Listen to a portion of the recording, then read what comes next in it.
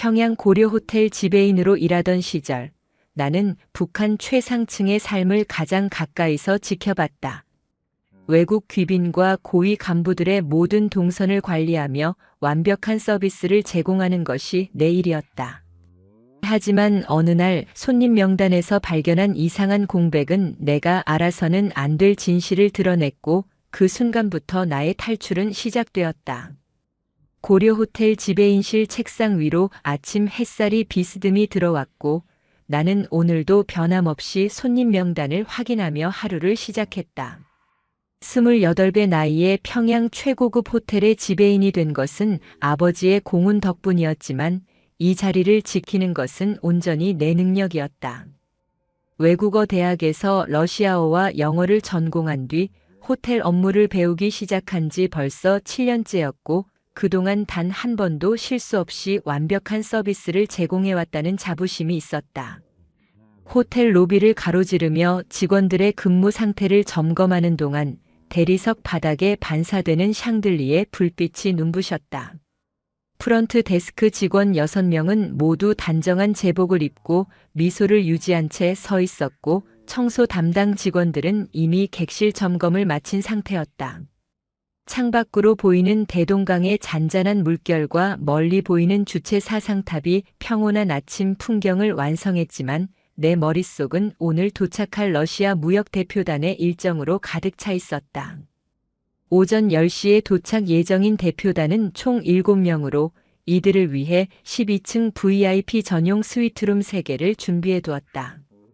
각 방에는 신선한 꽃다발과 과일 바구니가 놓여 있었고 미니바에는 러시아산 보드카와 유럽산 와인이 채워져 있었다. 내가 직접 객실을 점검하며 커튼에 주름 하나, 침대 시트에 구김 하나까지 확인하는 동안 복도 끝에서 들려오는 청소 카트의 바퀴 소리가 고요함을 깼다. 모든 것이 완벽해야 했고 그것이 내가 이 자리에 있는 이유였다. 점심시간이 되자 식당 주방에서 올라오는 음식 냄새가 복도를 가득 메웠고 나는 주방장과 함께 오늘 저녁 만찬 메뉴를 최종 점검했다. 평양냉면, 신선로, 불고기, 그리고 특별히 준비한 철갑상어 요리까지 모든 재료의 신선도와 조리 상태를 확인하는 데만 1시간이 걸렸다. 주방장은 50대 중반의 베테랑으로 김일성 주석 생전에 만수대 의사당에서 일했던 경력이 있었기에 그의 손끝에서 나오는 요리는 언제나 완벽했다. 오후 3시 러시아 대표단이 도착했고 나는 로비에서 직접 영접했다. 유창한 러시아어로 환영 인사를 건네자 대표단장의 얼굴에 만족스러운 미소가 번졌고 체크인 절차는 신속하게 진행되었다. 그들을 객실로 안내하는 동안 엘리베이터 안에 은은한 조명과 클래식 음악이 고급스러운 분위기를 만들어냈고 12층에 도착해 스위트룸 문을 열자 대표단장이 만족스럽게 고개를 끄덕였다. 창밖으로 펼쳐진 평양 시내 전경과 대동강의 아름다운 곡선이 그들의 감탄을 자아냈다. 저녁 8시 2층 연회장에서 환영 만찬이 시작되었고 나는 연회장 구석에 서서 모든 진행 상황을 주시했다.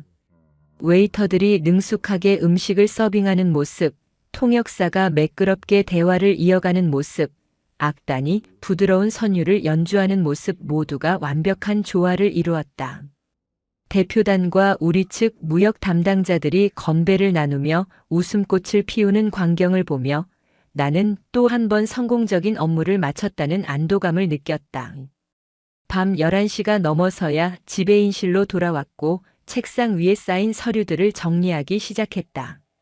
내일 체크인 예정인 손님 명단, 이번 주 객실 점유율 보고서, 식자재 발주 내역서 등 처리해야 할 문서가 산더미였다. 창밖으로 보이는 평양의 야경은 고요했고 주체 사상탑에 켜진 붉은 조명만이 어둠 속에서 빛나고 있었다. 피로가 몰려왔지만 내일을 위해 오늘의 업무를 완벽하게 마무리해야 한다는 책임감이 나를 붙잡았고 새벽 1시가 되어서야 호텔을 나설 수 있었다. 6월의 어느 무더운 오후 당 간부국에서 긴급 전화가 걸려왔고 내일 체크인할 특별 손님을 위해 15층 VIP 전용 스위트룸을 준비하라는 지시가 떨어졌다. 15층은 일반 손님은 절대 올라갈 수 없는 특별층으로 주로 당 고위 간부나 외국 정상급 인사들만 이용하는 공간이었다. 전화를 끊고 즉시 객실 담당 부지배인과 함께 15층으로 올라가 객실 상태를 점검했고 모든 것이 완벽한지 세심하게 확인했다. 다음 날 오전 11시 검은색 승용차 4대가 호텔 정문에 도착했고 보이부 요원들로 보이는 사람들이 먼저 내려 주변을 살폈다. 나는 로비에서 대기하고 있었지만 손님의 신원을 확인할 수 없었고 다만 당 간부국에서 보낸 공문서에 적힌 가명만을 알 뿐이었다. 중년의 남성 한 명이 선글라스를 낀 채 빠르게 로비를 지나 직행 엘리베이터로 향했고 나는 그를 15층까지 안내한 뒤 조용히 물러났다. 얼굴을 제대로 보지 못했지만 주변 경호원들의 긴장된 분위기만으로도 그가 평범한 인물이 아님을 알 수 있었다. 그날 이후 일주일 동안 그 손님은 객실에서 거의 나오지 않았고 룸서비스로만 식사를 해결했다. 매일 아침 8시와 저녁 7시 정확히 2차례의 식사가 배달되었고 담당 웨이터는 문 앞에 음식을 놓고 노크만 한 채 돌아와야 했다. 빈 식기는 1시간 뒤 복도에 놓여 있었고 그때마다 음식은 거의 손대지 않은 상태였다. 이상한 느낌이 들었지만 VIP 손님의 사생활을 존중하는 것이 호텔의 원칙이었기에 더 이상 신경 쓰지 않으려 애썼다. 일주일 후 그 손님이 체크아웃했고 객실 청소를 위해 담당 직원과 함께 15층으로 올라갔다. 스위트룸 문을 열자 이상한 광경이 펼쳐졌는데 침대는 전혀 사용된 흔적이 없었고 욕실의 수건들도 개봉되지 않은 상태였다. 미니바의 음료수는 하나도 줄어들지 않았고 심지어 슬리퍼조차 비닐 포장이 그대로였다. 마치 아무도 그 방에 머물지 않은 것처럼 깨끗했고 유일하게 사용된 흔적은 거실 소파 위에 놓인 재떨이뿐이었다. 이상함을 느끼며 지배인실로 돌아와 손님 명단을 다시 확인했고 그때 더욱 이상한 점을 발견했다. 그 손님의 체크인 날짜 이전 3개월 동안 15층 VIP 스위트룸 3개 중 하나는 계속 공실로 표시되어 있었다. 하지만 분명히 당 간부국에서는 정기적으로 그 객실을 예약했고 청소 직원들도 매주 한 번씩 청소를 다녀왔다고 보고했었다. 손님 명단과 실제 상황이 맞지 않았고 이 공백이 무엇을 의미하는지 알 수 없었지만 불안한 예감이 들기 시작했다. 다음 날 아침 당 간부국 담당자가 직접 호텔을 방문했고 나를 따로 불러 조용한 목소리로 말했다. 15층에 관한 모든 기록은 극비사항이며 손님 명단의 공백에 대해 절대 다른 사람에게 언급해서는 안 된다는 경고였다. 그의 차갑고 단호한 눈빛에서 이것이 단순한 업무상 실수가 아니라 훨씬 더 깊은 무언가와 연결되어 있음을 직감했다. 고개를 끄덕이며 알겠다고 대답했지만 그 순간부터 내 안에 무언가가 조금씩 흔들리기 시작했다. 그날 밤 지배인실에 홀로 남아 창밖을 바라보며 깊은 생각에 잠겼고 대동강 너머로 보이는 평양의 불빛들이 평소와 다르게 느껴졌다. 8년 동안 이 호텔에서 일하며 수많은 손님을 응대했지만 이렇게 불안하고 혼란스러운 적은 없었다. 손님 명단의 공백, 사용되지 않은 객실, 그리고 담당자의 경고까지 모든 것이 퍼즐 조각처럼 흩어져 있었지만 어떻게 맞춰야 할지 알 수 없었다. 다만 한 가지 확실한 것은 내가 알아서는 안 될 무언가를 알게 되었고 그것이 내 인생을 바꿀 것이라는 예감이었다. 9월이 되자 평양에도 선선한 바람이 불기 시작했고 호텔 업무는 여느 때와 다름없이 진행되었지만 내 머릿속은 끊임없이 그날의 의문으로 돌아갔다. 15층에 비어있던 객실, 손님 명단의 이상한 공백, 그리고 당 간부국 담당자의 경고까지 모든 것이 잊히지 않았고 업무 중에도 자꾸만 그 생각이 떠올라 집중하기 어려웠다. 밤마다 지배인실에 혼자 남아 과거 손님 명단을 뒤적이며 패턴을 찾으려 했지만 찾을수록 더 많은 의문만 생겨났다. 과거 2년치 손님 명단을 꼼꼼히 검토한 결과 15층 VIP 스위트룸은 평균 한 달에 두세 차례 예약되었지만 실제로 손님이 체크인한 기록은 절반도 되지 않았다. 나머지 예약건들은 모두 당 간부국 명의로 되어 있었지만 구체적인 손님 정보는 없었고 청소 기록만 남아있을 뿐이었다.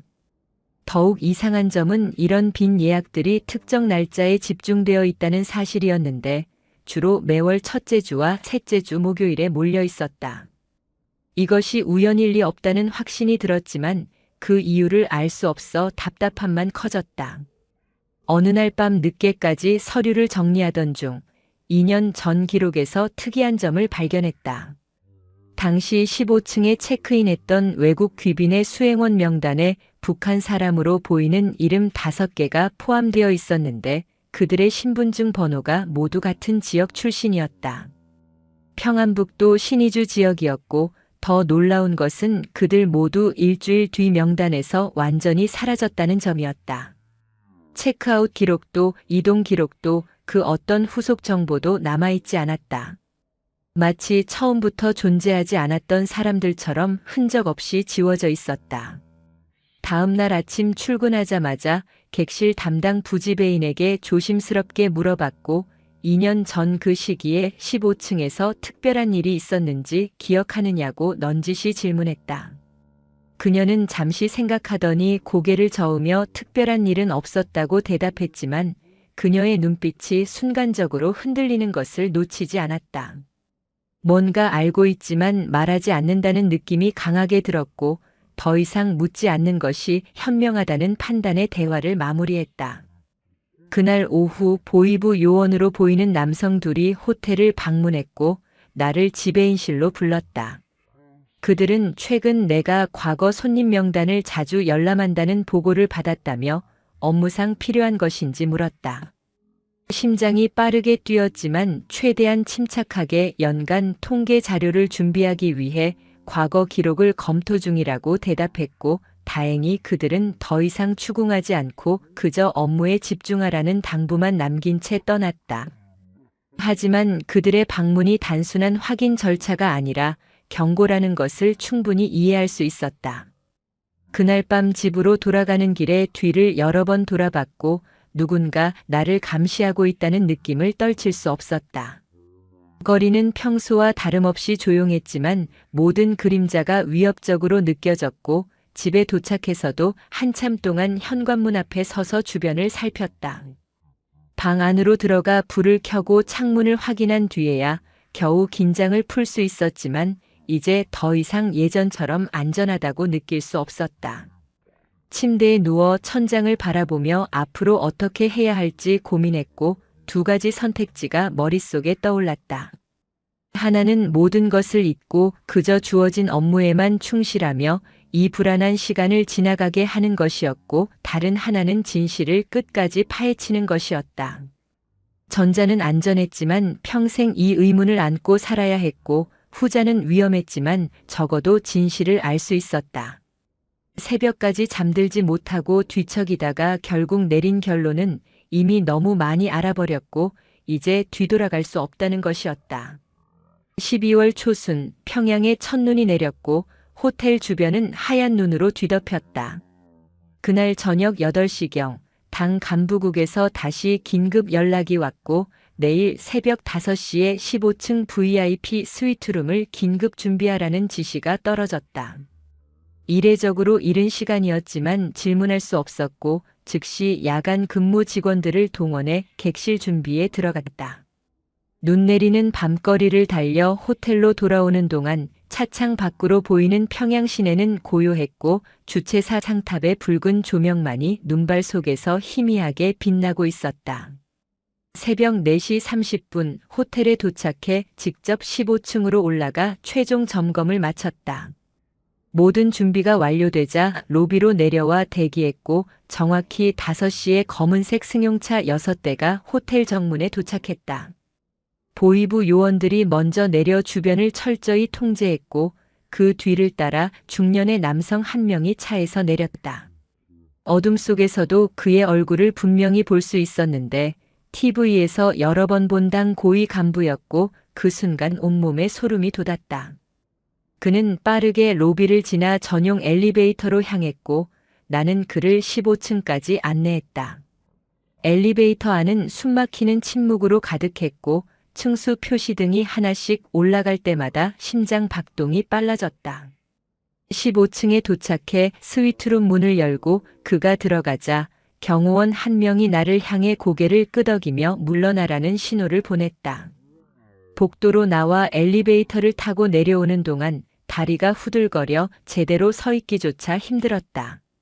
지배인실로 돌아와 책상에 앉았지만 손이 떨려 서류를 제대로 잡을 수 없었고 방금 본 장면이 계속해서 머릿속에 재생되었다.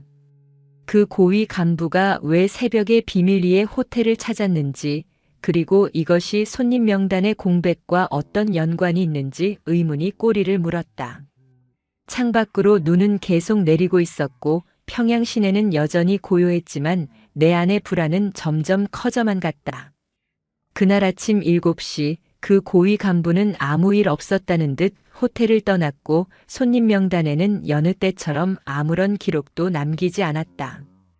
청소 직원이 객실을 정리하러 올라갔다가 돌아와 보고했는데 이번에도 객실은 거의 사용되지 않은 상태였고 다만 책상 위에 재떨이와 함께 담배꽁초 몇 개만 남아 있었다고 했다. 2시간도 채 머물지 않은 그가 그 짧은 시간 동안 무엇을 했는지, 그리고 왜 비밀리에 이곳을 찾아야 했는지 알 수 없었다. 점심시간이 지나고 오후 2시경 호텔 경비원이 나를 급히 찾아왔고 주차장에서 수상한 차량 한 대가 계속 머물고 있다고 보고했다. 창문으로 내다보니 검은색 승용차 한 대가 호텔 맞은편 골목에 주차되어 있었고 차 안에는 2명의 남성이 앉아 이쪽을 주시하고 있었다. 감시당하고 있다는 확신이 들었고 이제 더 이상 안전하지 않다는 것을 깨달았다. 그날 밤 집으로 돌아가는 길에도 그 차량이 멀찍이 뒤따라왔고 아파트 단지 입구에서야 사라졌다. 집에 도착해 문을 잠그고 창문 커튼을 모두 내렸지만 안전하다는 느낌을 받을 수 없었다. 부엌에서 따뜻한 차를 끓여 마시며 손을 녹이려 했지만 몸속 깊은 곳에서 올라오는 한기는 가시지 않았다. 그날 밤 잠들지 못하고 침대에 누워 천장을 바라보며 결심했고 이곳을 떠나야 한다는 생각이 머릿속을 지배했다. 더 이상 이 불안과 공포 속에서 살 수 없었고 진실을 알게 된 대가가 무엇이든 이제 선택의 여지가 없었다.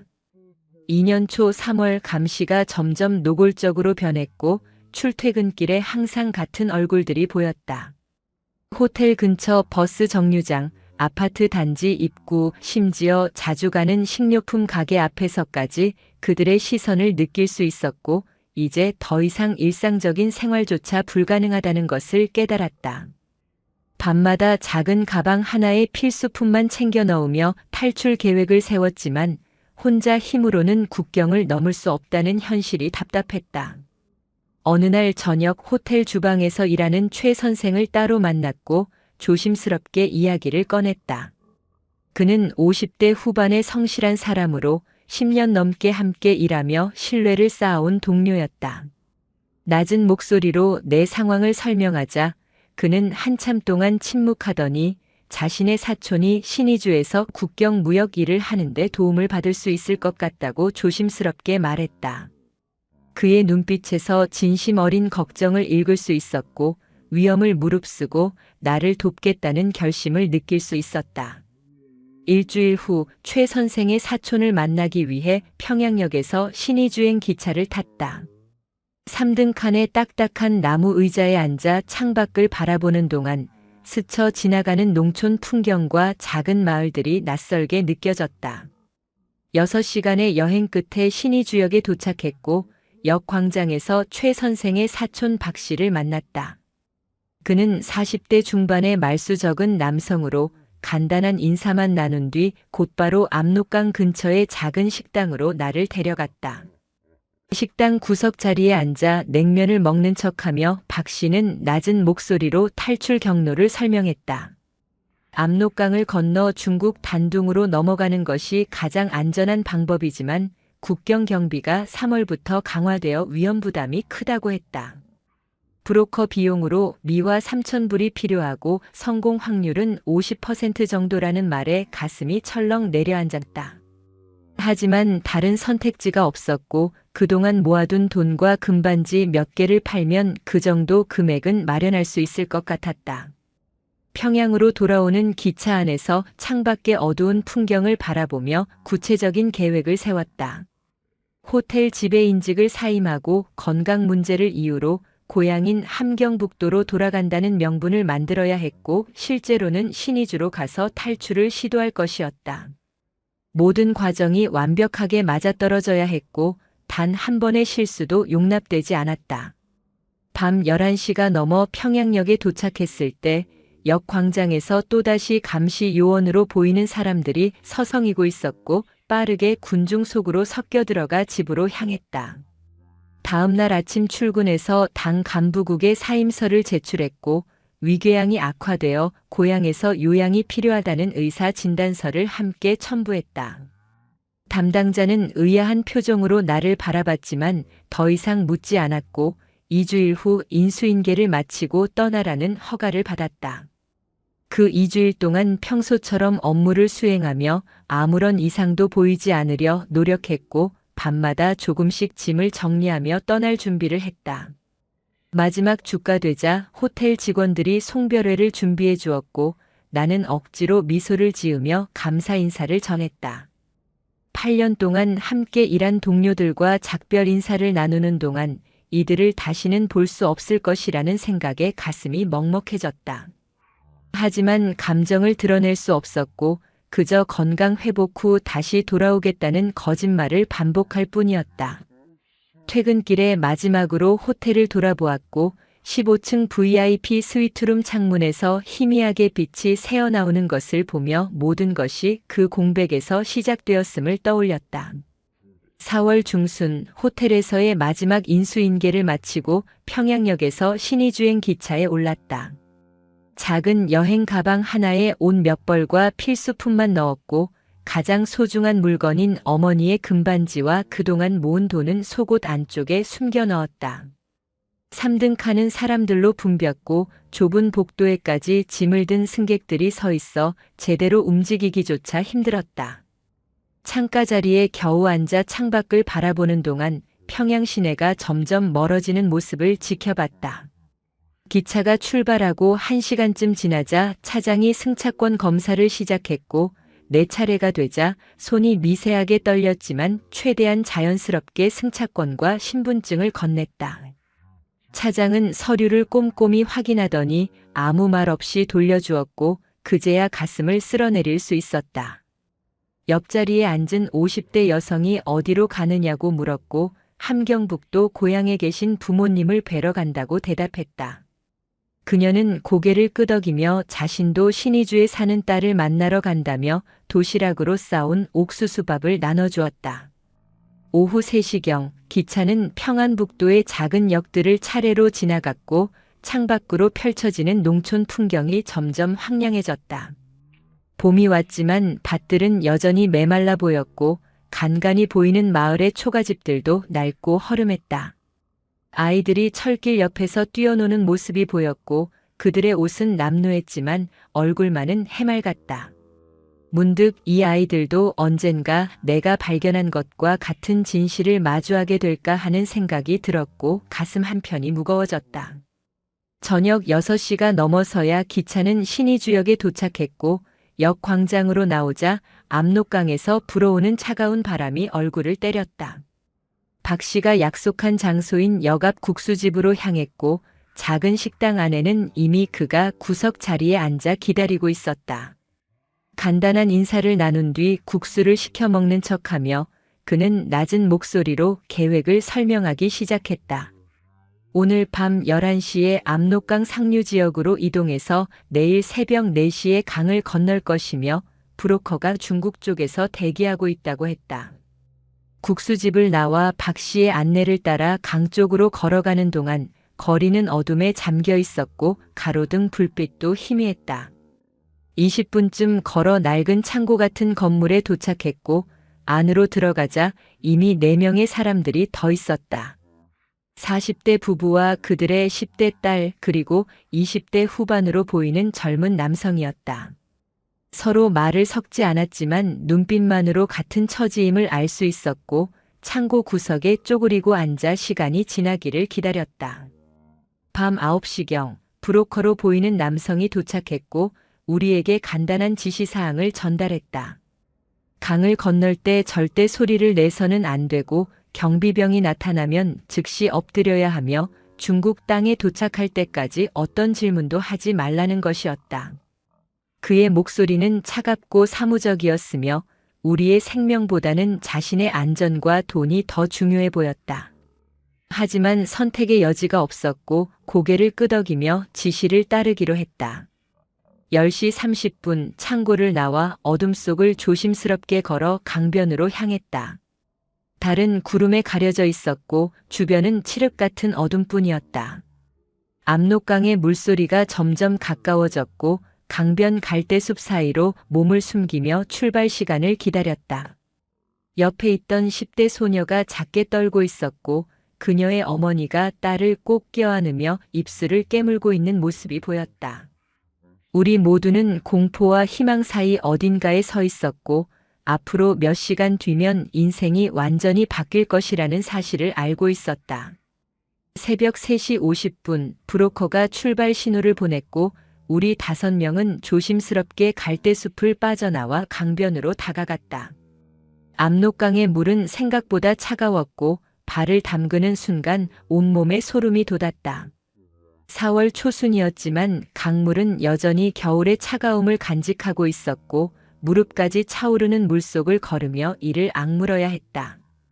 브로커가 앞장서서 걸었고 우리는 일렬로 그의 뒤를 따르며 한 걸음 한 걸음 신중하게 움직였다.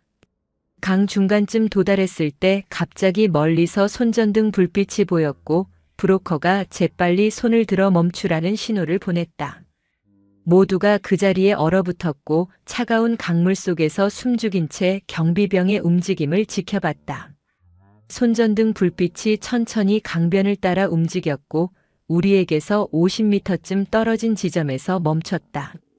심장이 터질 듯 빠르게 뛰었지만 숨소리조차 내지 않으려 애썼고 옆에 있던 10대 소녀의 어머니가 딸의 입을 손으로 막고 있는 모습이 희미하게 보였다.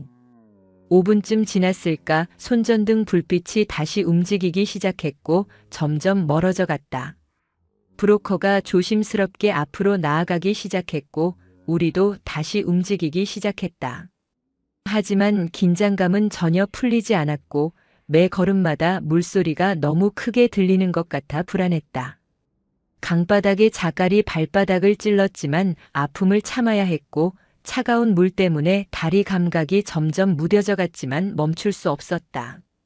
새벽 4시 20분경 드디어 중국 쪽 강변에 도착했고 물에서 빠져나와 땅을 밟는 순간 무릎에 힘이 풀려 주저앉을 뻔했다. 젖은 옷에서 물이 뚝뚝 떨어졌고 온몸이 얼음장처럼 차가웠지만 살아있다는 안도감이 밀려왔다. 중국 쪽 브로커로 보이는 남성 둘이 나타나 우리를 재촉했고 강변에서 300m쯤 떨어진 곳에 세워진 트럭으로 안내했다. 트럭 짐칸에는 이미 담요 몇 장이 준비되어 있었고 우리는 젖은 옷을 걸친 채 담요를 둘러쓰고 몸을 웅크렸다.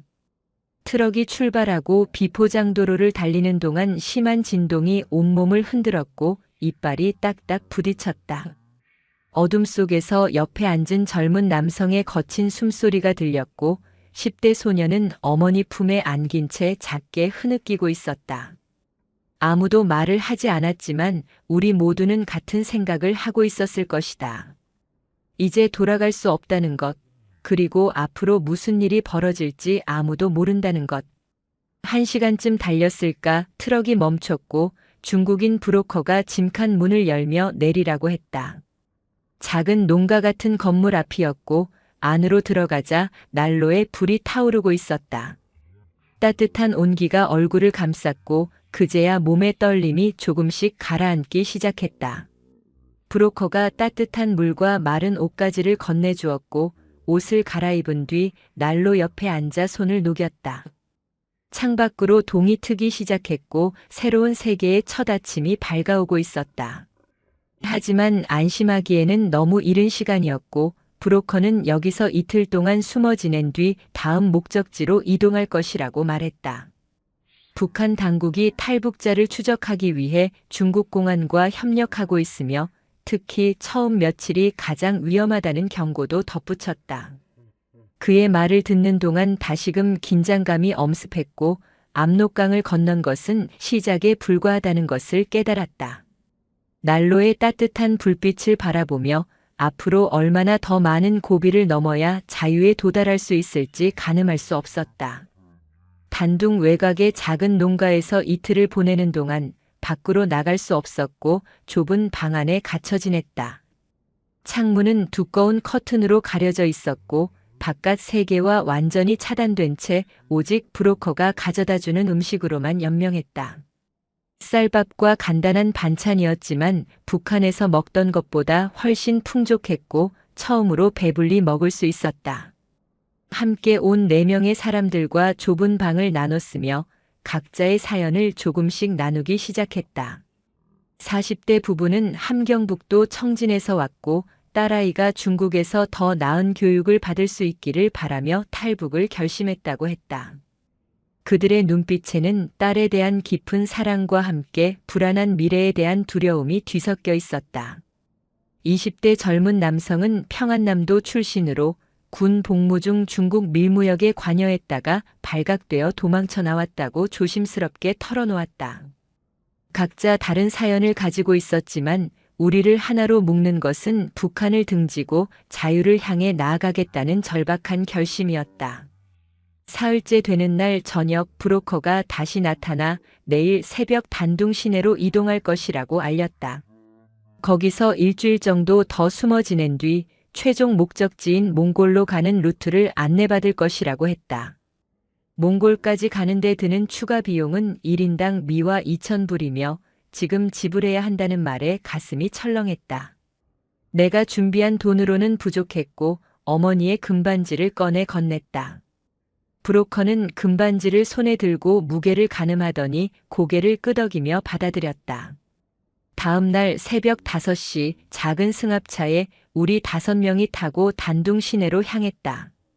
도시로 들어서자 차창 밖으로 보이는 풍경이 낯설었고 높은 건물들과 포장된 도로 그리고 자유롭게 거리를 오가는 사람들의 모습이 신기하게 느껴졌다.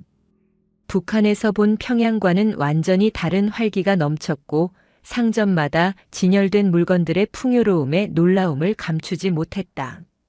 하지만 동시에 이방인으로서의 두려움도 밀려왔고 혹시 누군가 내가 탈북자임을 알아차리지는 않을까 하는 불안감에 몸을 움츠렸다. 승합차는 단둥 시내 중심부에서 조금 떨어진 낡은 아파트 단지 앞에 멈췄고 우리는 3층에 있는 작은 원룸으로 안내되었다. 20제곱미터도 안 되는 좁은 공간에 5명이 함께 지내야 했지만 적어도 난방이 되고 물이 나왔다. 브로커는 일주일 동안 절대 밖으로 나가지 말고 창문 커튼도 항상 닫아두라고 신신당부했다. 중국 공안이 수시로 단속을 하며 탈북자가 발각되면 즉시 북한으로 강제 송환된다는 경고도 덧붙였다. 일주일 동안 좁은 방 안에 갇혀 지내는 것은 생각보다 힘들었고 시간은 더디게 흘렀다. 낮에는 창문 틈으로 살짝 밖을 내다보며 자유롭게 거리를 걷는 사람들을 부러워했고 밤에는 불안한 마음에 제대로 잠들지 못했다. 계단을 오르내리는 발소리만 들려도 가슴이 철렁했고 문 두드리는 소리에는 온몸이 경직되었다. 함께 있는 4명도 비슷한 상태였고 10대 소녀는 점점 말수가 줄어들었으며 밤마다 악몽을 꾸는 듯 보였다. 엿새째 되는 날 밤 아파트 복도에서 큰 소리가 들렸고 누군가 다투는 소리가 들려왔다. 심장이 빠르게 뛰었고 혹시 공안이 단속을 나온 것은 아닌지 두려움에 떨었다. 옆방에 사는 중국인 가족의 가정 다툼이었지만 그 소음이 멈출 때까지 우리 모두는 숨죽인 채 귀를 기울였다. 그날 밤 잠들지 못하고 천장을 바라보며 생각했고 이렇게 숨어 지내는 삶이 언제까지 계속될지 막막했다. 자유를 향한 여정은 압록강을 건너는 것만으로 끝나지 않았고 앞으로 얼마나 더 많은 고통과 두려움을 견뎌야 할지 알 수 없었다. 5월 초 일주일간의 은신 끝에 브로커가 다시 나타났고 오늘 밤 몽골로 향하는 긴 여정을 시작할 것이라고 알렸다. 단둥에서 몽골 국경까지는 2,000km가 넘는 거리였고 트럭을 타고 사흘에서 나흘 정도 걸릴 것이라는 설명이었다. 각자 필요한 물건만 챙기라는 지시에 따라 작은 가방에 옷가지와 물 몇 병만 넣었고 나머지는 모두 버려야 했다. 저녁 8시 아파트를 빠져나와 골목길에 대기 중이던 대형 트럭으로 향했다. 트럭 짐칸 안에는 우리 5명 외에도 다른 탈북자 6명이 더 있었고 좁은 공간에 11명이 빼곡히 앉아 있었다. 짐칸 바닥에는 낡은 담요와 비닐 시트가 깔려 있었고 천장은 낮아서 허리를 펴고 앉기조차 힘들었다. 새로 합류한 6명은 모두 함경도 출신으로 우리보다 먼저 중국에 도착해 몇 주간 숨어 지냈다고 했다. 서로 간단한 인사만 나눈 뒤 트럭이 출발하며 본격적인 여정이 시작되었다. 밤새 트럭은 쉬지 않고 달렸고 비포장도로를 지날 때마다 심한 진동으로 온몸이 흔들렸다. 짐칸 안은 밀폐되어 있어 공기가 탁했고 11명의 숨소리와 채취가 뒤섞여 숨쉬기조차 답답했다. 새벽 3시경 트럭이 잠시 멈췄고 기사가 짐칸 문을 열어 신선한 공기를 마실 수 있게 해주었다. 바깥은 완전한 어둠이었고 주변에는 아무것도 보이지 않았지만 시원한 바람이 얼굴을 스치는 것만으로도 살아있음을 느낄 수 있었다. 첫날 아침 8시경 트럭은 작은 마을 외곽의 폐가에 도착했고 우리는 그곳에서 낮 시간을 보냈다. 브로커가 가져온 빵과 물로 간단히 끼니를 때우고 번갈아가며 화장실을 다녀왔다. 폐가는 오래전에 버려진 듯 했고 벽은 금이 가 있었으며 천장 일부는 무너져 있었다.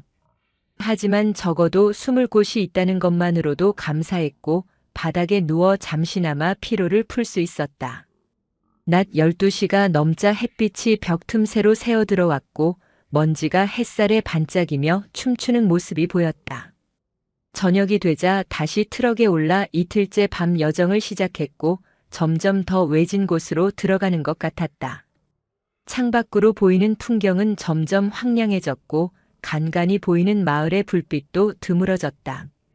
이틀째 밤은 첫날보다 더 힘들었고 좁은 공간에 오래 앉아 있어 허리와 다리가 저리고 아팠다. 옆에 앉은 10대 소녀는 어머니 무릎에 머리를 기댄 채 깊은 잠에 빠져 있었고 그녀의 아버지는 창틈으로 밖을 내다보며 깊은 생각에 잠겨 있는 듯했다. 사흘째 되는 날 오후 트럭이 갑자기 급정거했고 기사가 긴장한 목소리로 검문소가 나타났다고 알렸다. 우리 모두는 숨죽이며 짐칸 구석으로 몸을 숨겼고 브로커가 준비해둔 화물 상자들 뒤로 몸을 피했다. 심장이 터질 듯 빠르게 뛰었고 공안이 짐칸을 검사하면 모든 것이 끝날 것이라는 공포가 엄습했다. 기사와 검문소 직원이 대화하는 소리가 희미하게 들렸고 그들의 목소리 톤을 들으며 상황을 가늠하려 애썼다. 10분쯤 지났을까 트럭이 다시 출발했고 그제야 안도의 한숨을 내쉴 수 있었다. 브로커가 화물 상자를 치우며 이제 검문소는 없을 것이라고 말했지만 긴장은 쉽게 풀리지 않았다. 그날 밤늦게 드디어 몽골 국경 근처에 도착했고 이제부터가 진짜 위험한 순간이라는 브로커의 말에 다시금 각오를 다졌다. 국경을 넘는 것은 강을 건너는 것보다 더 위험하며 중국과 몽골 양쪽 경비대를 모두 피해야 한다는 설명을 들으며 앞으로의 여정이 결코 만만치 않을 것임을 깨달았다. 5월 중순 몽골 국경 근처의 작은 마을에서 하루를 보낸 뒤 밤 10시에 국경을 넘는 최종 작전이 시작되었다. 브로커는 우리를 사막 가장자리로 데려갔고 여기서부터 도보로 10km를 걸어 국경선을 넘어야 한다고 말했다. 중국과 몽골 사이의 국경은 철조망과 경비대가 있지만 사막 지역의 특정 구간은 경비가 약하며 밤에는 넘을 수 있다는 설명이었다. 각자 물 2병씩을 챙기고 최대한 가벼운 짐만 들고 출발했다. 사막의 밤은 예상보다 훨씬 추웠고 낮의 더위와는 정반대의 냉기가 뼛속까지 파고들었다. 모래 위를 걷는 것은 생각보다 힘들었고 발이 모래에 빠지면서 한 걸음 나아가기도 벅찼다. 11명이 일렬로 브로커의 뒤를 따라 걸었고 달빛만이 유일한 빛이었다. 주변은 고요했고 바람에 모래가 날리는 소리와 우리의 거친 숨소리만이 정막을 깼다. 2시간쯤 걸었을 때 다리가 무거워지기 시작했고 목은 타들어갔지만 물을 아껴 마셔야 했다. 새벽 1시경 브로커가 손을 들어 멈추라는 신호를 보냈고 앞쪽을 가리켰다. 어둠 속에서 희미하게 철조망이 보였고 그 너머가 바로 몽골 땅이라고 했다. 철조망 일부는 녹슬어 있었고 브로커가 미리 준비해온 철사 절단기로 구멍을 만들기 시작했다. 쇠가 끊어지는 소리가 밤의 고요를 깨뜨렸고 그 소리가 너무 크게 들려 주변을 살폈지만 다행히 경비대는 보이지 않았다. 구멍이 만들어지자 한 명씩 차례로 철조망을 통과하기 시작했고 내 차례가 되었을 때 철조망 끝에 옷이 걸려 찢어졌지만 신경 쓸 겨를이 없었다. 철조망을 빠져나와 몽골 땅을 밟는 순간 이상한 감정이 밀려왔다. 안도감과 동시에 여전히 불안했고 아직 안전하지 않다는 것을 알고 있었다. 11명 모두가 철조망을 통과하자 브로커는 서둘러 더 깊은 사막 안쪽으로 이동하라고 재촉했고 우리는 다시 걷기 시작했다. 1시간 더 걸어 작은 언덕 뒤에 도착했을 때 브로커가 여기서 새벽까지 숨어 있으라고 지시했다. 몽골 쪽 경비대도 순찰을 돌기 때문에 해가 뜰 때까지 움직이지 않는 것이 안전하다는 것이었다. 모두가 언덕 그늘에 몸을 숨기고 모래 위에 주저앉았고 차가운 사막 바람이 옷 사이로 파고들어왔다. 옆에 앉은 40대 남성이 작게 떨고 있었고 그의 아내는 딸을 꼭 안은 채 눈을 감고 있었다. 새벽 5시경 동쪽 하늘이 밝아오기 시작했고 사막의 모습이 서서히 드러났다. 끝없이 펼쳐진 모래 언덕과 드문드문 자라는 가시덤불, 그리고 멀리 보이는 산맥의 윤곽이 눈에 들어왔다. 해가 떠오르자 금방 더워지기 시작했고 낮과 밤의 온도차가 극심한 사막의 특성을 체감할 수 있었다. 브로커가 다시 출발하라는 신호를 보냈고 우리는 무거운 몸을 이끌고 일어섰다.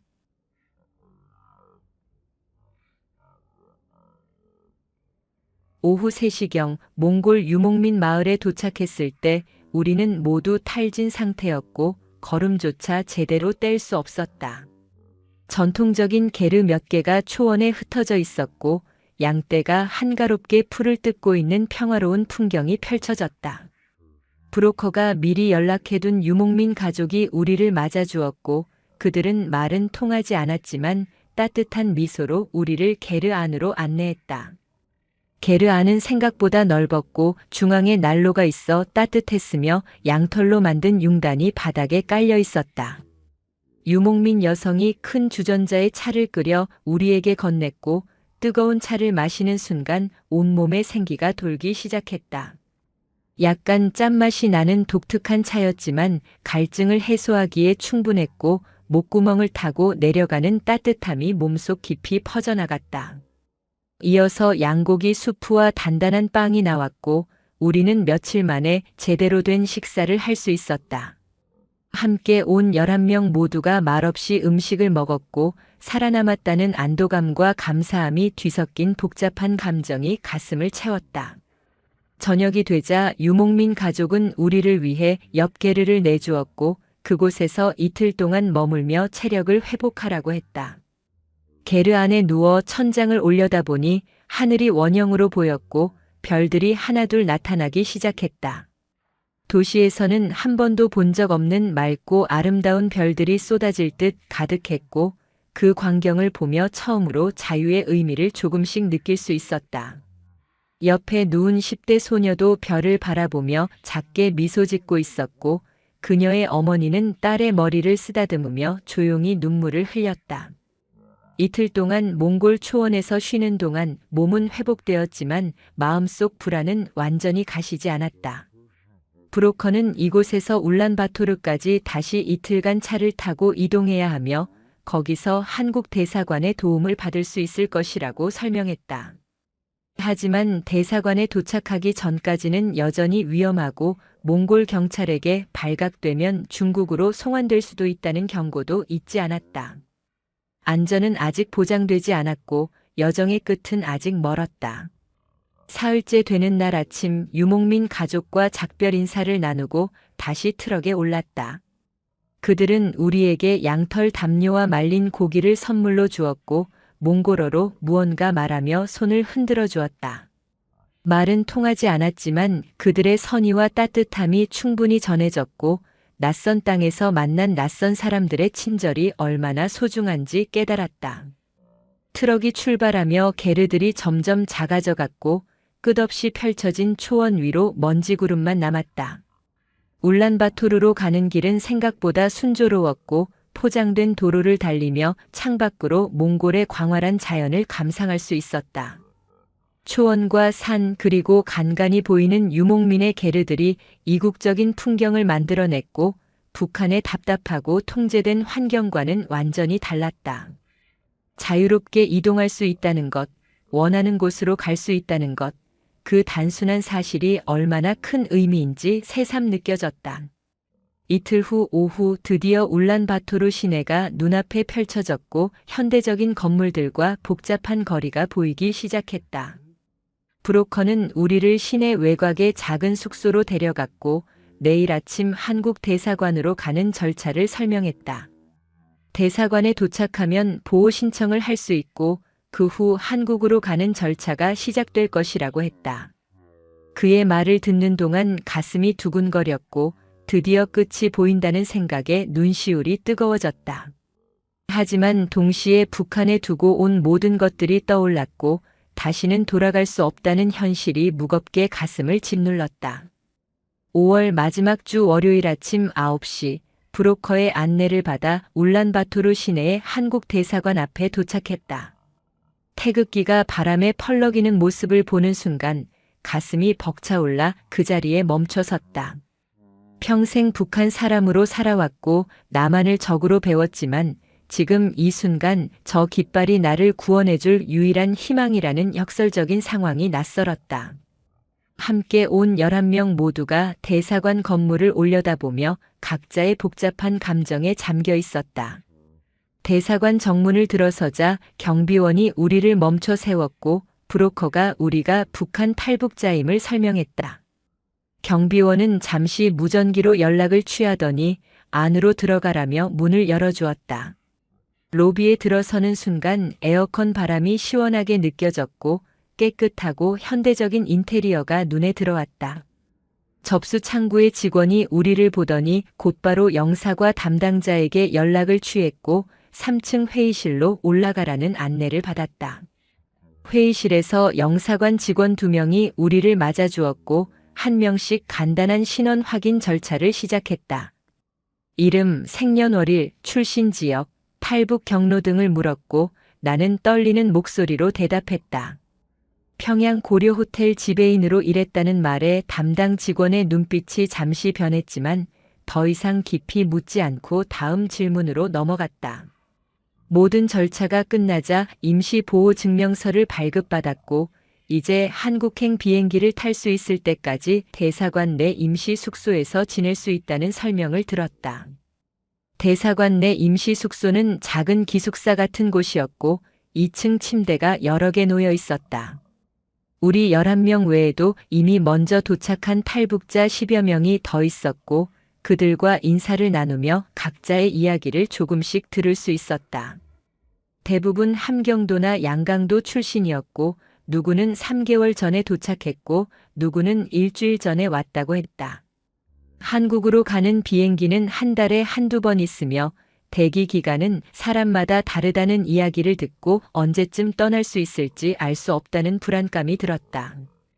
임시 숙소에서의 생활은 규칙적이었고 하루 3끼 식사가 제공되었으며 외출은 금지되었다.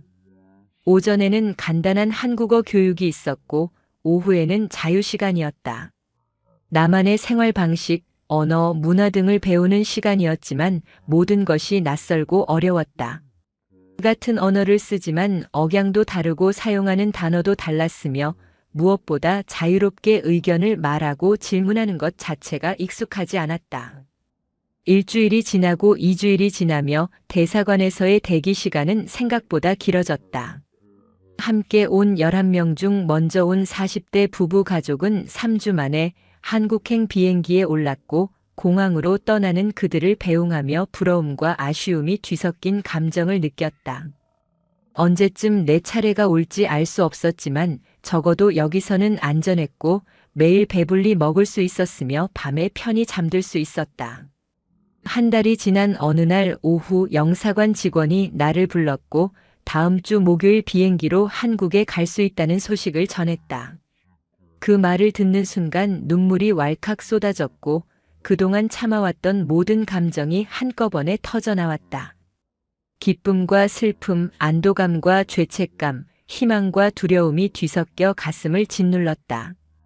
평양의 호텔에서 발견한 손님 명단의 공백에서 시작된 여정이 드디어 끝을 향해 가고 있었고 새로운 삶이 곧 시작될 것이었다. 6월 첫째 주 목요일 아침 울란바토르 공항으로 향하는 차 안에서 창밖을 바라보며 지난 2달간의 여정을 떠올렸다. 평양의 호텔을 떠나 신의주로 압록강을 건너 중국으로 다시 사막을 넘어 몽골로 그리고 이제 한국으로 향하는 비행기를 타려 한다는 사실이 실감나지 않았다. 함께 차에 탄 5명의 탈북자들도 모두 긴장한 표정으로 침묵을 지키고 있었고 각자 복잡한 생각에 잠긴 듯 했다. 공항에 도착해 영사관 직원의 안내를 받아 출국 수속을 밟았고 특별 절차를 통해 비교적 빠르게 통과할 수 있었다. 탑승구로 이동하며 면세점을 지나갔고 진열된 화장품과 향수, 전자제품들이 낯설게 느껴졌다. 북한에서는 상상조차 할 수 없었던 풍요로운 물건들이 당연하게 진열되어 있었고 사람들은 자유롭게 구경하고 구매하고 있었다. 이 모든 것이 곧 내가 살아갈 세계의 일부가 될 것이라는 생각에 어지러움을 느꼈다. 오전 11시 인천행 비행기에 탑승했고 창가 좌석에 앉았다. 비행기 안은 깨끗하고 현대적이었으며 승무원들은 친절한 미소로 승객들을 맞이했다. 안전벨트를 매는 방법을 설명하는 안내 방송이 나왔고 한국어로 된 설명을 들으며 곧 저 언어가 내 일상이 될 것임을 깨달았다. 비행기가 활주로로 이동하기 시작했고 엔진 소리가 점점 커지며 속도가 빨라졌다. 이륙하는 순간 몸이 뒤로 밀리는 느낌과 함께 땅이 멀어지는 것을 창밖으로 지켜봤다. 비행기가 구름 위로 올라가자 창밖으로 펼쳐진 광경에 숨이 멎었다. 하얀 구름 바다 위로 파란 하늘이 끝없이 펼쳐져 있었고 햇빛이 구름에 반사되어 눈부시게 빛났다. 평생 땅에 붙박혀 살며 하늘을 올려다보기만 했는데 이제 하늘 위를 날아 새로운 땅으로 향하고 있다는 사실이 믿기지 않았다. 옆자리에 앉은 20대 여성도 창밖을 바라보며 눈물을 흘리고 있었고 우리는 서로 말없이 손을 잡았다. 비행 시간은 3시간 반이었고 그동안 승무원이 음료와 기내식을 제공했다. 작은 쟁반 위에 놓인 음식들은 생각보다 풍성했고 빵과 샐러드, 메인 요리와 디저트까지 갖춰져 있었다. 천천히 음식을 먹으며 이것이 남한에서의 일상적인 식사라는 것을 상상하려 했지만 쉽게 실감나지 않았다. 기내식을 다 먹고 창밖을 바라보는 동안 구름 아래로 바다가 보이기 시작했고 한반도가 가까워지고 있음을 느낄 수 있었다. 오후 3시경 기장의 안내 방송이 나왔고 곧 인천공항에 착륙할 예정이라는 말에 가슴이 두근거리기 시작했다. 비행기가 고도를 낮추며 구름 아래로 내려가자 창밖으로 한국의 땅이 보이기 시작했다. 높은 건물들, 넓은 도로, 초록색 산과 들판이 눈에 들어왔고 이 모든 것이 이제 내가 발 딛고 살아갈 땅이라는 생각에 눈물이 났다. 비행기 바퀴가 활주로에 닿는 순간 기체가 살짝 흔들렸고 그 진동과 함께 새로운 인생이 시작되었다. 활주로를 천천히 이동하며 게이트로 향하는 동안 비행기 안의 다른 승객들은 짐을 챙기고 자리에서 일어났다. 하지만 나와 함께 온 5명은 여전히 자리에 앉아 창밖을 바라보고 있었고 영사관 직원이 모두 내린 후에 우리가 마지막으로 내리게 될 것이라고 말했다. 다른 승객들이 모두 내리고 비행기 안이 텅 비자 우리는 천천히 자리에서 일어나 출구로 향했다. 비행기 문을 나서며 한국의 공기를 처음으로 들이마셨고 자유의 땅에 발을 디뎠다. 인천공항에서 특별 차량을 타고 경기도 안성에 있는 하나원으로 이동했고 저녁 6시경 도착했다. 하나원은 북한 이탈 주민들이 남한 사회에 적응하기 위한 교육을 받는 곳으로 3개월 동안 이곳에서 생활하며 한국 사회에 대해 배우게 될 것이라는 설명을 들었다. 정문을 들어서며 넓은 부지와 여러 동의 건물들이 눈에 들어왔고 생각보다 시설이 현대적이고 깨끗해서 놀랐다. 입소 수속을 마치고 여성생활관 2층 방으로 배정받았으며 4인실에 침대와 책상, 옷장이 갖춰져 있었다. 같은 방을 쓰게 된 룸메이트 3명은 모두 나보다 먼저 입소한 사람들이었고 친절하게 하나원 생활에 대해 설명해 주었다. 아침 7시 기상, 8시 조식, 9시부터 오후 5시까지 각종 교육 프로그램, 저녁 6시 석식, 밤 11시 소등이라는 규칙적인 일정이었다.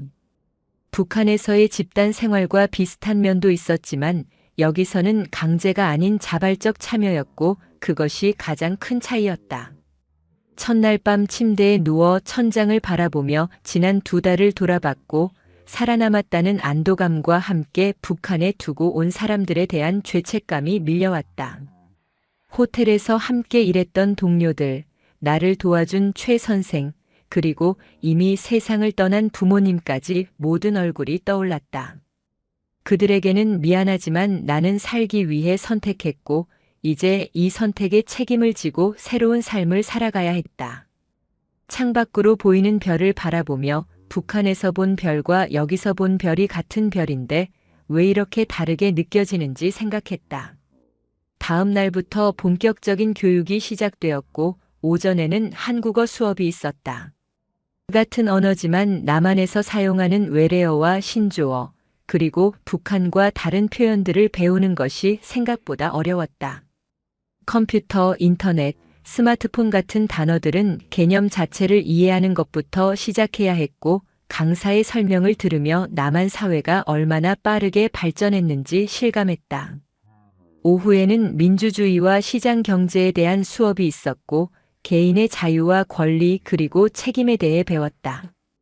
일주일이 지나며 하나원 생활에 조금씩 적응하기 시작했고 다른 탈북민들과도 친해졌다.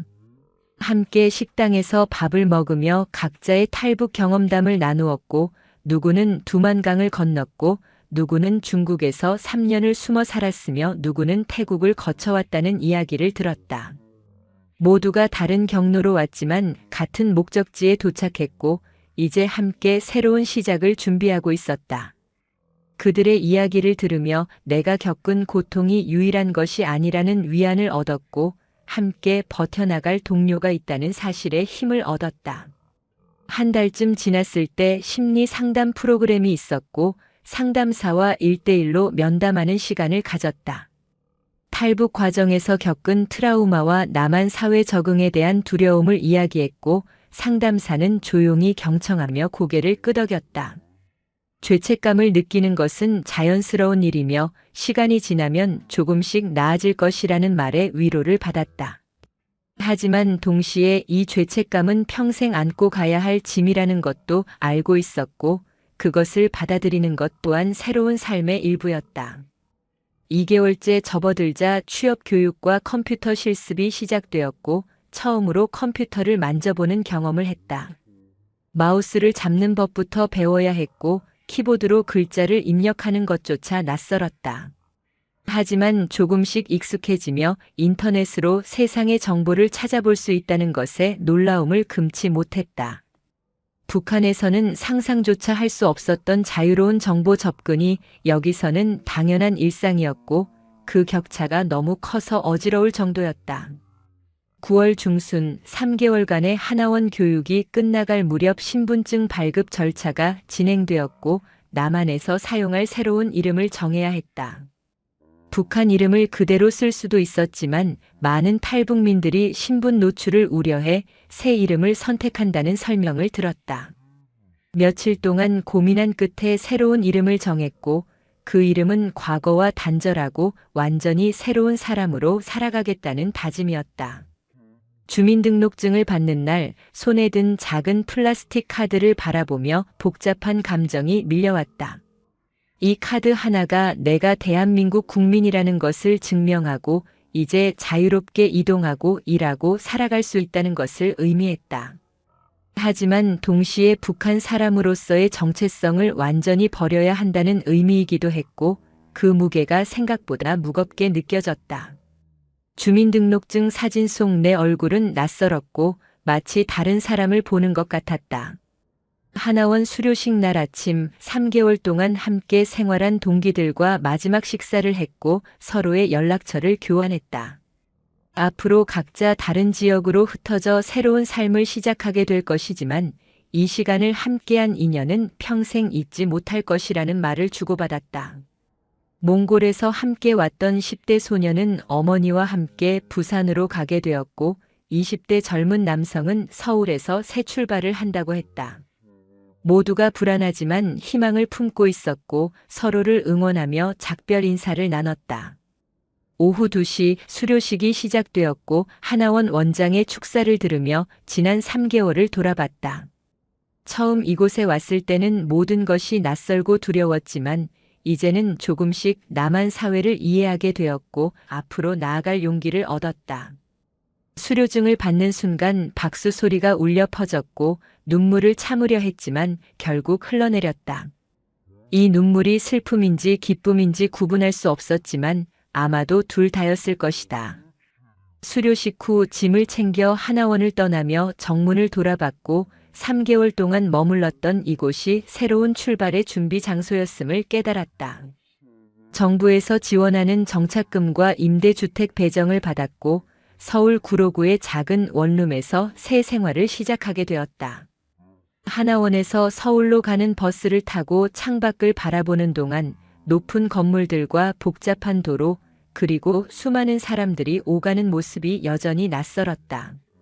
저녁 7시경 구로구 원룸에 도착했고 처음으로 나만의 공간을 갖게 되었다. 작은 방이었지만 침대와 책상, 옷장과 간이 주방까지 갖춰져 있었고 무엇보다 이곳이 온전히 내 공간이라는 사실이 믿기지 않았다.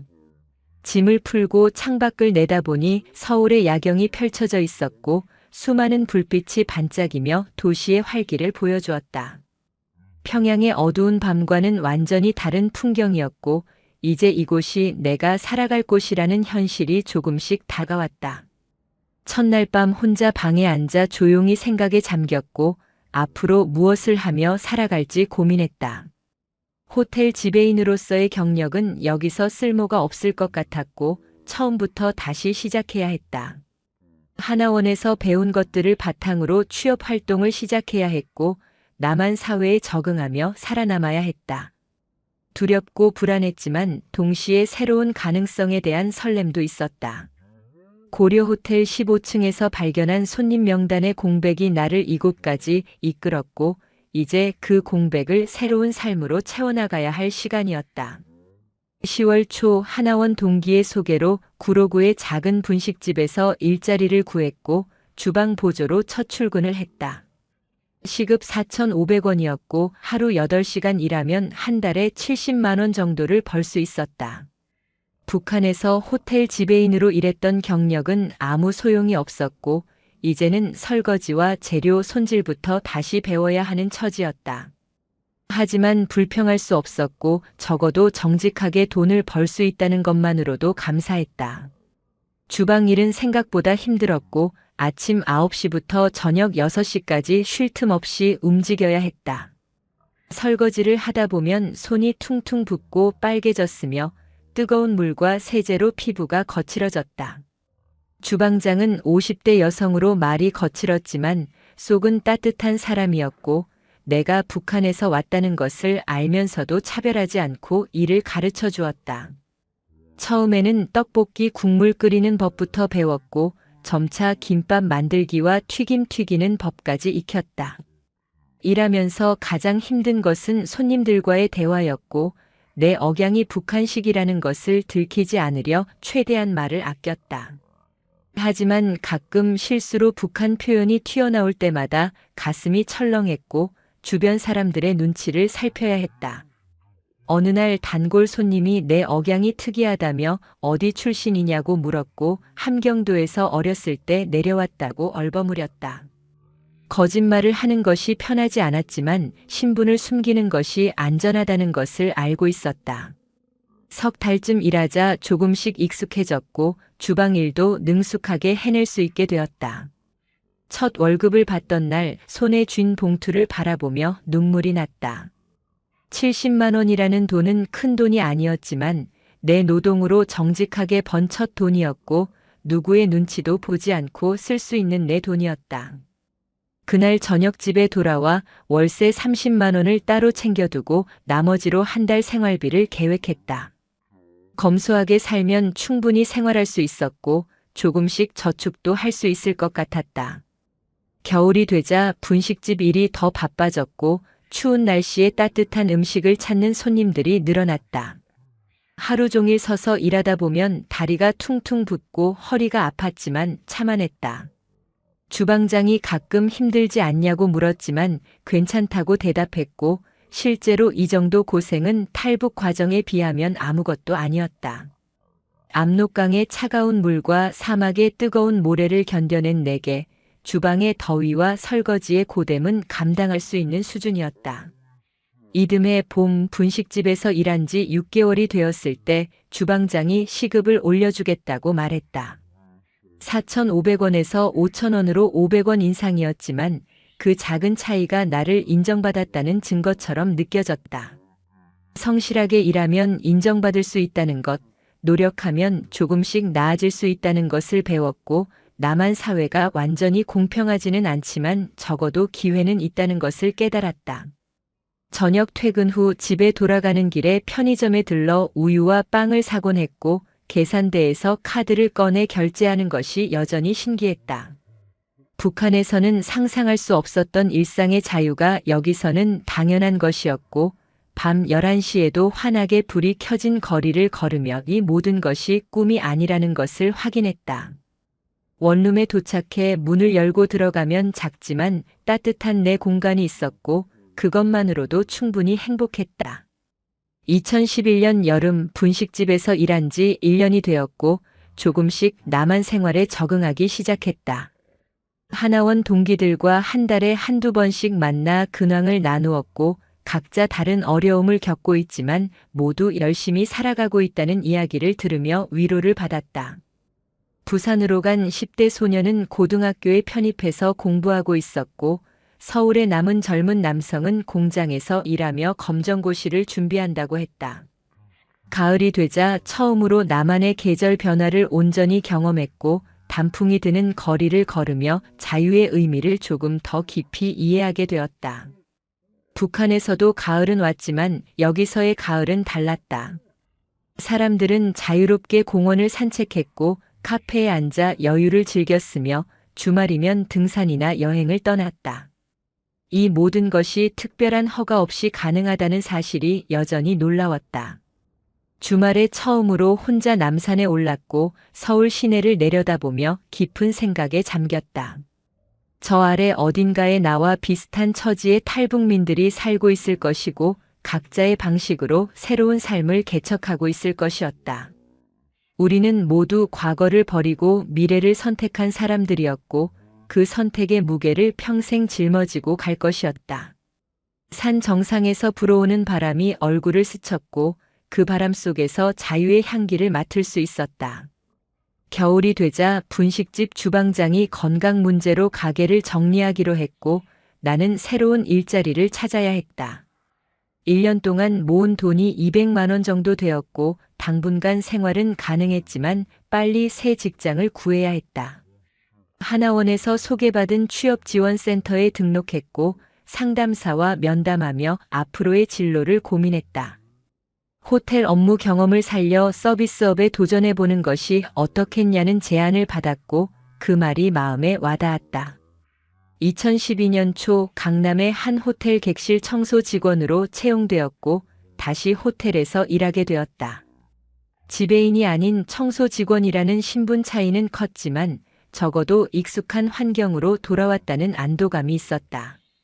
객실을 청소하며 침대 시트를 정리하고 욕실을 닦는 일은 평양에서 했던 관리 업무와는 완전히 달랐지만 호텔 특유의 분위기와 냄새는 여전히 익숙했다. 새 직장에서 석 달쯤 일하자 동료 직원들과도 친해졌고 점심시간에 함께 식사하며 일상적인 대화를 나눴다. 그들에게 나는 그냥 평범한 동료였고 북한에서 왔다는 사실을 아는 사람은 없었다. 가끔 억양 때문에 의심받을 때도 있었지만 함경도 출신이라는 거짓말로 넘어갔다. 신분을 숨기는 것이 불편했지만 평범하게 살기 위해서는 어쩔 수 없는 선택이었다. 봄이 되자 호텔 근처 공원에 벚꽃이 만개했고 점심시간에 혼자 산책을 나가곤 했다. 벚꽃이 바람에 흩날리는 모습을 보며 평양의 봄을 떠올렸고 고려 호텔 앞 거리에도 봄이 왔을 것이라는 생각이 들었다. 그곳에서 함께 일했던 사람들은 지금 무엇을 하고 있을까? 15층의 비밀은 여전히 숨겨져 있을까? 그런 생각들이 머릿속을 스쳤다. 하지만 그것은 이미 과거였고 나는 더 이상 그곳 사람이 아니었다.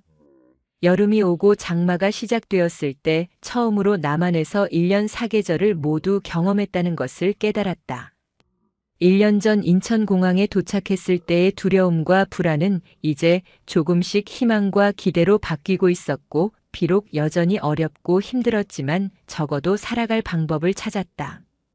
탈북 2년 만에 나는 남한 사회의 일원으로 조금씩 뿌리를 내리고 있었고 그것만으로도 의미 있는 성취였다.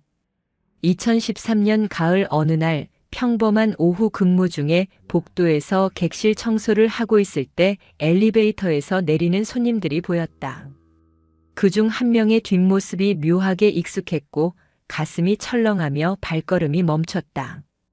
그 사람이 돌아서는 순간 확신할 수 있었고 평양 고려 호텔에서 함께 일했던 객실 담당 부지배인 김 과장이었다.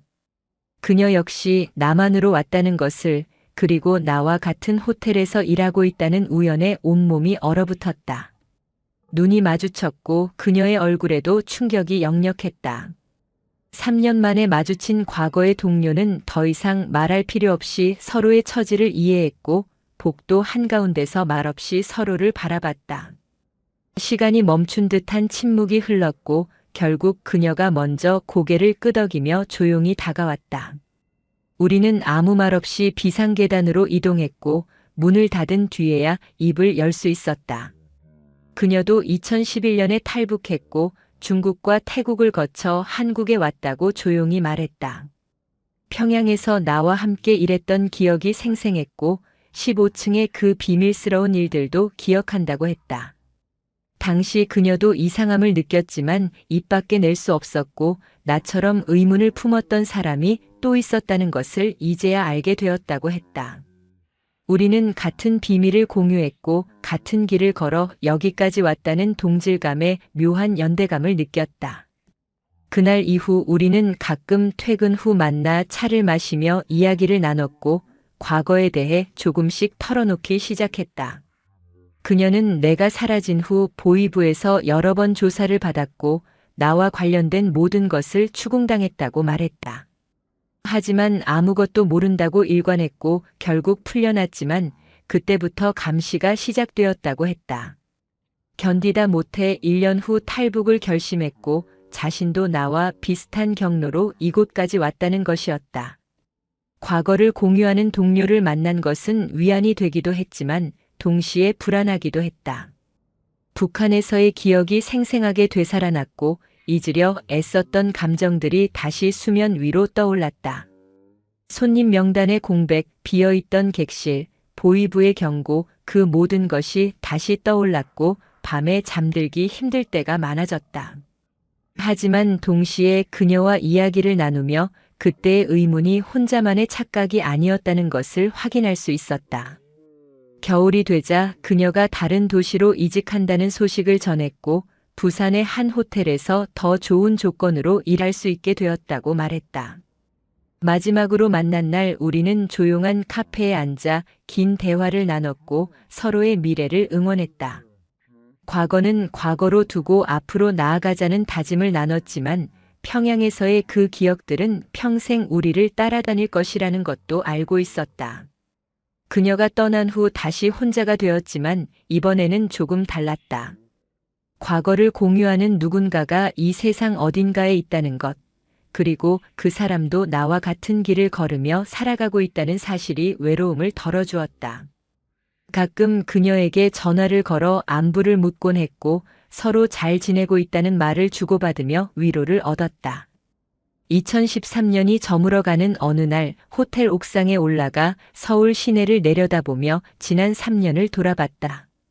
평양을 떠나 압록강을 건너고 사막을 넘어 몽골을 거쳐 이곳까지 온 여정이 주마등처럼 스쳐 지나갔다. 많은 것을 잃었지만 새로운 것도 얻었고 자유라는 이름의 무거운 선물을 받았다. 이 선물을 어떻게 사용할 것인지는 이제 온전히 내 선택이었고 그 책임감이 무겁게 느껴지면서도 동시에 가슴 벅찼다. 2014년 봄 호텔에서 4년째 일하며 조금씩 안정을 찾아가고 있었고 저축한 돈도 1,000만 원을 넘어섰다.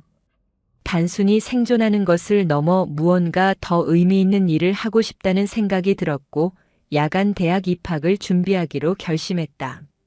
하나원에서 받은 학력 인정서로 고등학교 졸업 자격이 있었고 호텔 경영학과에 지원하기로 마음먹었다. 낮에는 일하고 밤에는 입학시험 준비를 하는 이중 생활이 시작되었다. 퇴근 후 집에 돌아와 책상에 앉아 교재를 펼치는 시간은 힘들었지만 보람 있었고 새로운 지식을 배우는 즐거움을 느낄 수 있었다. 영어와 수학, 한국사를 공부하며 북한에서 배운 것과 남한에서 배우는 것의 차이를 실감했고 특히 역사 교과서의 내용은 충격적일 정도로 달랐다. 한국 전쟁의 원인, 남북 분단의 과정, 경제 발전의 역사까지 모든 것이 내가 알던 것과 정반대였고 진실을 받아들이는 과정이 쉽지 않았다. 가을에 입학 시험을 치렀고 떨리는 마음으로 결과를 기다렸다. 합격 통지를 받던 날 손에 쥔 종이를 바라보며 눈물이 났고 35 나이에 대학생이 된다는 사실이 믿기지 않았다. 북한에서는 상상조차 할 수 없었던 기회가 여기서는 주어졌고 노력하면 새로운 시작이 가능하다는 것을 다시 한번 확인했다. 입학금과 등록금은 정부 지원과 그동안 모은 돈으로 해결할 수 있었고 3월부터 야간 수업을 듣기 시작했다. 대학 강의실에 앉아 교수의 강의를 듣는 것은 낯설고 신기한 경험이었고 20대 초반의 젊은 학우들 사이에서 나는 나이 많은 편이었지만 그것이 부끄럽지 않았다. 오히려 더 열심히 공부했고 과제 제출과 시험 준비에 최선을 다했다. 호텔 업무 경험이 있어서 호텔 경영 과목은 상대적으로 수월했지만 이론을 체계적으로 배우며 내가 평양에서 했던 일들을 새로운 관점에서 이해할 수 있었다. 2015년 여름 학교 과제로 호텔 서비스의 변화에 대한 보고서를 작성하면서 자연스럽게 평양 고려 호텔에서의 경험을 떠올렸다. 물론 보고서에 그것을 직접 쓸 수는 없었지만 북한과 남한의 호텔 서비스를 비교하며 얼마나 큰 차이가 있는지 객관적으로 분석할 수 있었다. 북한에서는 통제와 감시 속에서 완벽한 서비스를 제공해야 했지만 남한에서는 고객의 만족과 자율성이 중심이었다. 같은 호텔이라는 공간이지만 완전히 다른 철학으로 운영된다는 것을 깨달았다. 학기가 끝나고 방학이 되자 처음으로 여유가 생겼고 하나원 동기들과 함께 제주도 여행을 다녀왔다. 비행기를 타고 제주도에 도착해 푸른 바다를 보는 순간 이 모든 것이 허가 없이 가능하다는 사실에 여전히 놀랐다. 북한에서는 평양을 벗어나는 것조차 특별한 허가가 필요했지만 여기서는 그저 표를 사면 어디든 갈 수 있었다. 해변에 앉아 파도 소리를 들으며 자유의 의미를 다시 한번 새겼다. 가을 학기가 시작되고 2학년이 되었을 때 학과 교수가 나를 따로 불러 장학금 신청을 권했다. 성실한 태도와 좋은 성적을 인정받아 다음 학기부터 등록금 일부를 지원받을 수 있게 되었고 경제적 부담이 크게 줄었다. 교수는 졸업 후 진로에 대해서도 조언해 주었고 호텔 실무 경험과 학위를 갖추면 더 좋은 기회를 찾을 수 있을 것이라고 격려했다. 그 말을 듣는 동안 평양에서 호텔 지배인으로 일했던 과거가 떠올랐지만 이제 그것은 새로운 출발점이 될 수 있을 것 같았다. 연말이 되자 탈북 5년이 되었다는 것을 깨달았고 그동안의 여정을 돌아보며 많은 것이 변했음을 느꼈다. 압록강을 건널 때의 두려움, 사막을 넘을 때의 절박함, 인천공항에 도착했을 때의 혼란, 그 모든 감정이 이제는 조금씩 희미해지고 있었다. 여전히 북한에 대한 그리움과 죄책감은 남아 있었지만 동시에 남한에서의 새로운 삶에 뿌리를 내리고 있다는 확신도 생겼다. 손님 명단의 공백에서 시작된 여정이 이제는 새로운 가능성으로 채워지고 있었다. 2016년 봄 대학 3학년이 되었을 때 학교 취업센터를 통해 강남의 5성급 호텔 인턴십 기회를 얻었다. 6개월간의 인턴 기간 동안 프런트 데스크에서 일하며 고객 서비스를 배웠고 평양에서의 경험이 큰 도움이 되었다. 북한에서 배운 완벽주의와 세심함은 여전히 유효했고 나만의 고객 중심 서비스 철학과 결합되어 더 나은 직원이 될 수 있었다. 인턴십이 끝날 무렵 정규직 전환 제안을 받았고 고민 끝에 수락했다. 대학을 졸업하고 정규직 프런트 데스크 직원으로 일하기 시작했을 때 비로소 안정적인 삶의 기반을 마련했다는 느낌을 받았다. 월급은 250만 원 정도였고 처음으로 넉넉하게 생활할 수 있게 되었다. 구로구의 작은 원룸에서 벗어나 더 나은 환경의 투룸으로 이사했고 가구를 하나씩 장만하며 진짜 내 집이라는 느낌을 처음으로 가질 수 있었다. 거실에 작은 소파를 놓고 앉아 창밖을 바라보는 시간은 평화로웠고 이 평화가 얼마나 소중한지 매일 느꼈다. 호텔에서 일하며 다양한 손님들을 만났고 가끔 외국 손님들에게 영어와 러시아어로 대화하며 평양에서 배운 언어 능력이 여전히 유용하다는 것을 깨달았다. 동료들은 내 언어 실력에 감탄했고 어디서 배웠냐고 물으면 대학에서 전공했다고 둘러댔다. 여전히 신분을 완전히 공개할 수는 없었지만 적어도 내 능력을 인정받으며 일할 수 있다는 것이 감사했다. 2017년 겨울 우연히 호텔 로비에서 탈북민 관련 세미나가 열렸고 휴식 시간에 잠시 들어가 뒤쪽에 앉아 강연을 들었다. 한 탈북민이 자신의 경험을 담담하게 이야기하는 것을 들으며 눈물이 났고 나만 이런 여정을 겪은 것이 아니라는 위로를 받았다. 강연이 끝난 후 용기를 내어 그 사람에게 다가가 인사를 건넸고 탈북민 커뮤니티에 대한 정보를 얻었다.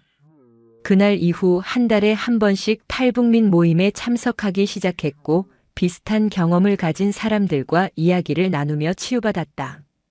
2018년 어느 날 하나원 시절 함께 공부했던 10대 소녀가 성인이 되어 서울에 올라왔고 오랜만에 재회했다. 그녀는 대학생이 되어 있었고 밝고 건강한 모습으로 자신의 꿈을 이야기했다. 부산에서 어머니와 함께 잘 지내고 있으며 언젠가 통역사가 되어 남북 교류에 기여하고 싶다는 포부를 들으며 뭉클했다. 우리는 카페에 앉아 긴 대화를 나눴고 각자의 방식으로 과거를 극복하고 미래를 향해 나아가고 있다는 것을 확인했다. 2019년 봄 호텔에서 승진 기회가 왔고 프런트 데스크 슈퍼바이저가 되었다. 3명의 직원을 관리하는 위치였고 평양에서 했던 관리 업무의 경험이 다시 살아났다. 이번에는 통제와 감시가 아닌 협력과 격려로 팀을 이끌었고 직원들과 신뢰를 쌓으며 더 나은 서비스를 제공하기 위해 노력했다. 북한에서 배운 완벽주의와 남한에서 배운 인간 중심 철학이 조화를 이루며 나만의 관리 스타일을 만들어갈 수 있었다. 2020년 코로나 팬데믹이 시작되며 호텔 업계도 큰 타격을 받았고 불안한 시기를 겪었다. 하지만 압록강을 건너고 사막을 넘었던 경험에 비하면 견딜만 했고 오히려 이 시기를 버티며 더 강해질 수 있었다. 팬데믹 동안 온라인으로 호텔 경영 석사 과정을 시작했고 계속해서 배우고 성장하려는 노력을 멈추지 않았다. 지금 2025년 말 탈북한 지 15년이 되었다. 39의 나이로 호텔에서 중간 관리자로 일하며 안정적인 삶을 살고 있고 작지만 따뜻한 집이 있으며 함께 이야기 나눌 친구들이 있다. 여전히 북한에 대한 그리움과 죄책감은 완전히 사라지지 않았지만 이제는 그것과 함께 살아가는 법을 배웠다. 평양 고려호텔 15층 손님 명단의 공백에서 시작된 여정은 이제 남한에서의 새로운 삶으로 채워지고 있다. 가끔 밤에 잠들기 전 그날을 떠올린다. 손님 명단을 확인하던 순간, 이상한 공백을 발견했던 순간, 그리고 모든 것을 버리고 떠나기로 결심했던 순간을. 그 선택이 옳았는지 아직도 확신할 수 없지만 적어도 후회하지는 않는다. 자유는 무거운 선물이었고 그 무게를 감당하며 살아가는 것이 내 책임이다. 앞으로도 계속 배우고 성장하며 이 자유를 의미 있게 사용하려 노력할 것이다. 그것이 살아남은 자의 의무이자 새로운 삶을 선택한 자의 책임이라고 믿는다. 지금 저는 서울의 한 호텔에서 프런트 데스크 슈퍼바이저로 일하며 평범하지만 소중한 일상을 살아가고 있습니다. 평양 고려호텔 15층 손님 명단에서 발견한 작은 공백이 제 인생을 완전히 바꿔놓았고 압록강을 건너 사막을 넘어 이곳까지 오는 긴 여정을 거쳤습니다. 15년이 지난 지금도 그날의 선택이 옳았는지 확신할 수 없지만 후회하지는 않습니다. 자유는 때로 무겁고 외롭지만 그 안에서 저만의 의미를 찾아가고 있습니다. 여러분께 제 이야기를 들려드리는 이유는 동정을 구하기 위해서가 아닙니다. 다만 북한에 아직 남아있는 수많은 사람들, 그리고 지금도 탈북을 꿈꾸거나 준비하는 분들에게 희망의 메시지를 전하고 싶었습니다. 길은 험하고 위험하지만 끝에는 새로운 시작이 있습니다. 과거를 완전히 지울 수는 없지만 그것과 함께 살아가며 새로운 의미를 만들어갈 수 있습니다. 여기까지 제 이야기를 들어주셔서 감사합니다. 북한 탈북민들의 진솔한 이야기가 더 많은 분들에게 전해지기를 바랍니다. 구독과 좋아요는 이런 이야기들이 계속 공유될 수 있도록 큰 힘이 됩니다. 자유의 소중함을 함께 나누며 더 나은 내일을 만들어 가기를 바랍니다.